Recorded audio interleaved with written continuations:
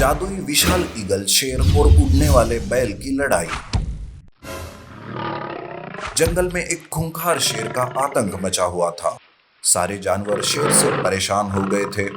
एक दिन शेर हिरन का शिकार करने उसके पीछे पड़ा था कि तभी सारे जानवर शेर के सामने आते हैं, जिन्हें देख शेर रुक जाता है और कहता है, तुम सब मेरे रास्ते में क्यों आए?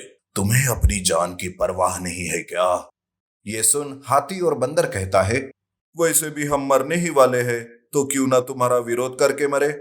कम से कम मरते वक्त सुकून तो मिलेगा। शेर, अब तुम्हारा जुल्म हम और नहीं सहन कर सकते। आज हम अपनी पूरी ताकत से तुम्हारा विरोध करेंगे, लेकिन तुम्हें हिरन का शिकार नहीं करने देंगे। उस दिन सारे जानवर बगावत करने पर उतर आए थे। उनकी आंखों में मरने का डर तक नहीं था, बल्कि वो सब तो शेर से लड़ने के लिए ही तैयार हो गए थे। ये सब देखकर शेर भी पीछे हट जाता है। तुम सबकी इतनी हिम्मत कि तुम मेरा विरोध कर रहे हो। आज तो मैं यहाँ से जा रहा हूँ, पर तुम्हारी इस बगावत की सजा देने मैं जरूर वापिस आऊंगा। शेर सारे जानवरों की एकता देखकर वहां से भाग जाता है। वो चलते चलते एक जादुई गुफा में चला जाता है। गुफा में जाते ही उसे कुछ अलग सा महसूस होने लगता है। तभी वो जादुई गुफा बोलने लगती है, आओ आओ शेर, कहो तुम्हें क्या चाहिए? मैं जादुई गुफा हूँ, मैं तुम्हारे कैसे काम आ सकती हूँ? शेर मन ही मन सोचता है और गुफा से झूठी कहानी बताते हुए कहता है, हे जादुई गुफा, मुझे ऐसी ताकत दो जिससे मैं आसमान और जमीन पर भी लड़ सकूं। मेरे जंगल को एक दुष्ट भेड़िए ने बर्बाद कर दिया है। मुझे ऐसा वरदान दो ताकि मैं उसे मार सकूं। ठीक है शेर, पर तुम्हें इसके लिए यहाँ पर 7 दिन तपस्या करनी होगी, तभी तुम्हें जादुई शक्ति मिल सकती है।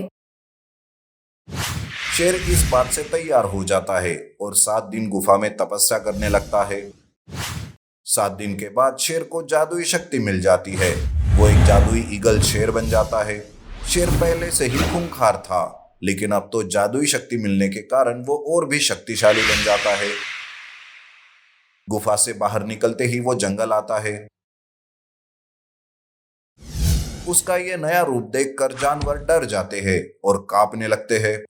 अब कहाँ जाओगे तुम सब? तुम कितने भी एक हो जाओ, पर अब मुझे रोक नहीं पाओगे।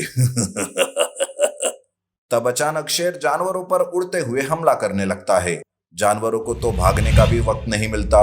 अब ना ही पंछियों को वो छोड़ रहा था और ना ही जानवरों को। जंगल में शेर की दहशत फैल जाती है। चारों तरफ बस सन्नाटा ही सन्नाटा। यह देख शेर बहुत ही खुश होता है। एक दिन जादुई ईगल शेर उड़ते हुए जंगल के पास वाले गांव आता है। उसे एक बैल और गाय दिखाई देते हैं। अरे वाह, कितने हट्टे खट्टे बैल और गाय है। आज तक मेरी आंखों से बचकर थे, पर आज इनका शिकार जरूर करके रहूंगा। शेर गाय और बैल पर हमला कर और उनका शिकार करके खा जाता है। उन्हें खाकर उनका मृत शरीर वहीं पर नीचे फेंक देता है।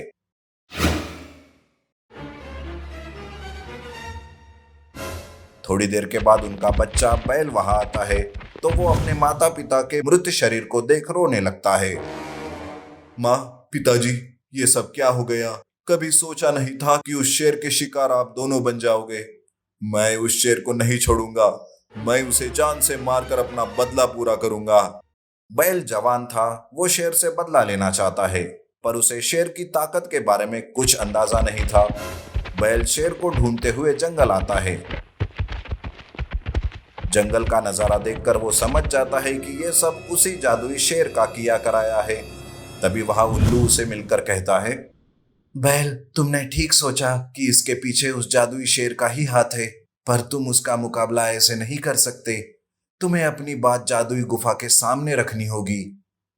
जादुई गुफा के बारे में जानकर बैल वही निकल पड़ता है।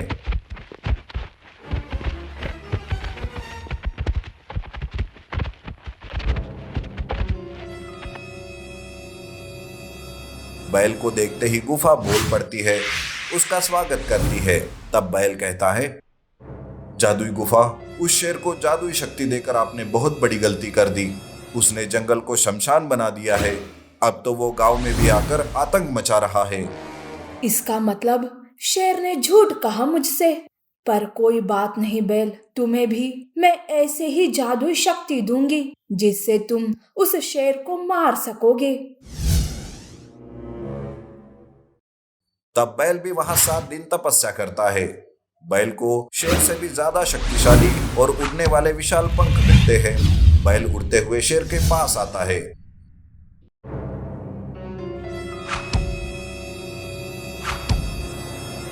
बस बहुत हो गया तुम्हारा ये आतंक शेर, संभल जा और मौत के लिए तैयार हो जा।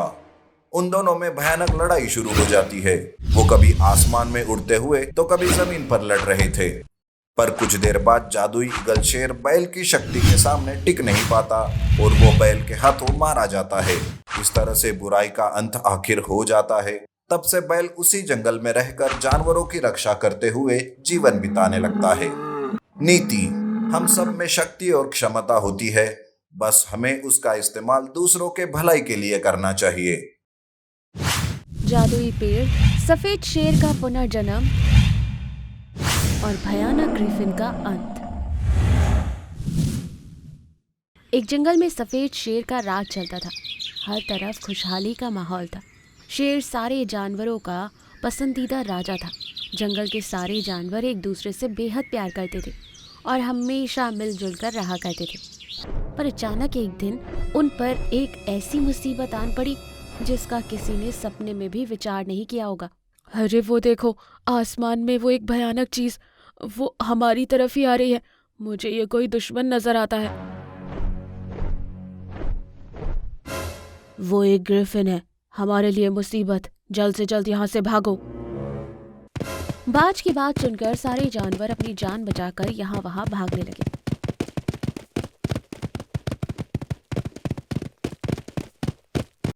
पर कुछ बदकिस्मत बुरी तरह से घायल हो गए। आग की तरह ये बात पूरे जंगल में फैल गई। सफेद शेर ने भी ग्रिफिन के बारे में सुना और अपनी प्रजा की रक्षा के लिए उसका सामना करने निकल पड़ा।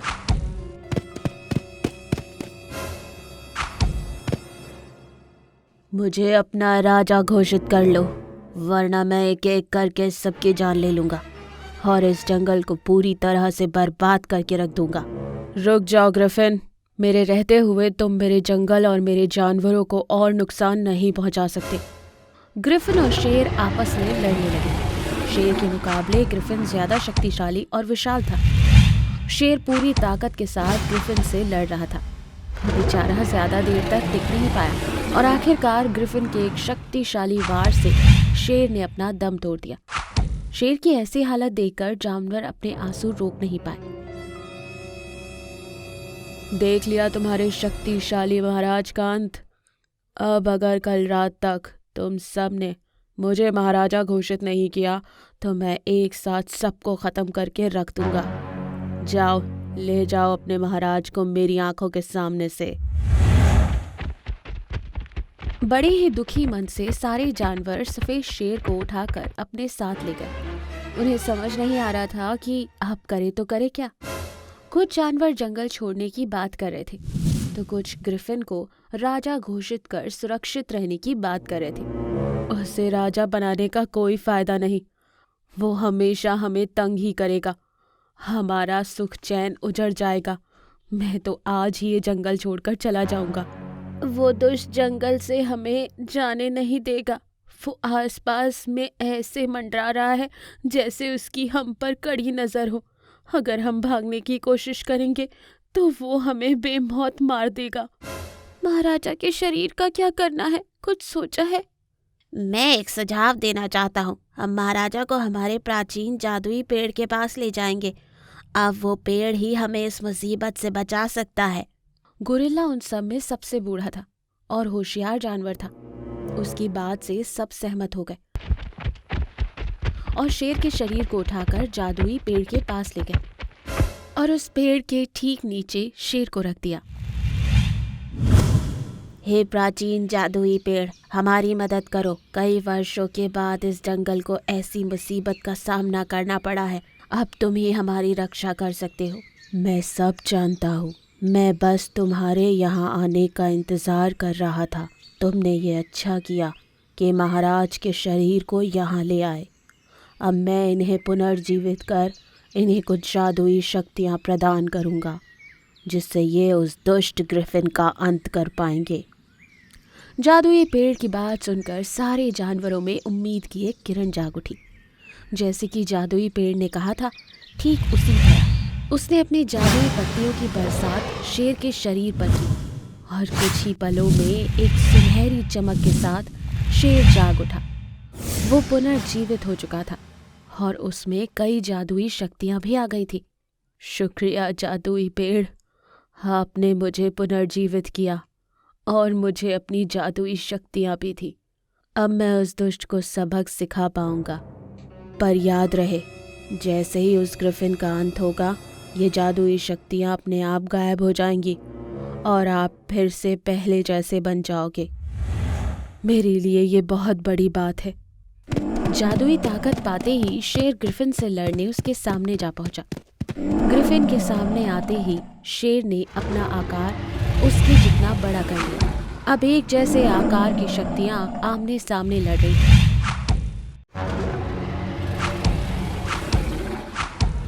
तभी अचानक ग्रिफिन ने आसमान में उड़ान भरी और उसी वक्त शेर ने भी अपनी जादुई ताकत के जरिए ग्रिफिन का पीछा किया। शेर को उड़ता देख ग्रिफिन चकरा गया। बस उसी मौके का फायदा उठाकर शेर ने उस पर एक ताकतवर हमला किया, जिस वजह से उसका सिर तरबूज की तरह फट गया और उसकी तुरंत मौत हो गई। ग्रिफिन की मौत होते ही शेर ने खुद को जमीन पर उतारा। उसके उतरते ही एक हल्की सुनहरी रोशनी में उसकी जादुई ताकतें उसके शरीर से निकलकर प्राचीन जादुई पेड़ के पास वापस लौट गई। मैं तुम सबका बहुत आभारी हूँ। तुम मुझे सही समय पर जादुई पेड़ के पास ले गए, जिसकी वजह से मैं आज जिंदा हूँ और उस दुष्ट भयानक ग्रिफिन का अंत हो गया। हम भी आपको पुनर्जीवित पाकर बेहद खुश हैं महाराज। आपके बिना ये जंगल हम सोच भी नहीं सकते। महाराज की जय हो, जादुई पेड़ की जय हो। इस तरह से जादुई पेड़ की मदद से और जानवरों की सूझबूझ से सफ़ेद शेर का पुनर्जन्म हुआ और उस ग्रिफिन का अंत हो गया।